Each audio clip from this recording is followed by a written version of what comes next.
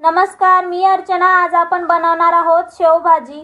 झटपट अशी ही भाजी तयार होते। चला तर मग रेसिपी सुरू करूया। शेवभाजी बनवण्यासाठी मी कढईमध्ये 2 चमचे तेल गरम होण्यासाठी ठेवलेला आहे। तेल गरम झाले की यामध्ये अर्धा चमचा मोहरी टाकून घेऊ,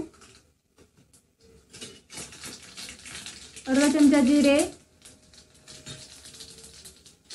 मोहरी छान तडतडली की 3 ते 4 कढीपत्त्याची पाने, बारीक करून घेतलेला लसूण,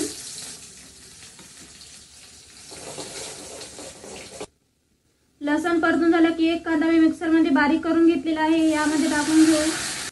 कांदा छान परतून घेऊ।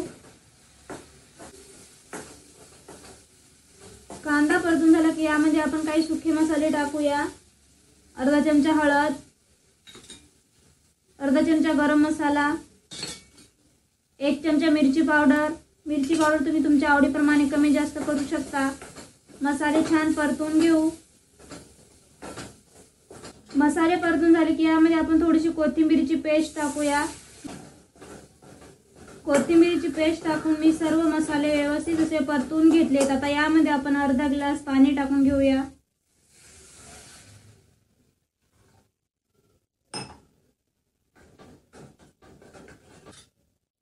चवीनुसार मीठ, एक उकळी काढून घेऊ। नंतर आपण यामध्ये शेव टाकून घेऊया।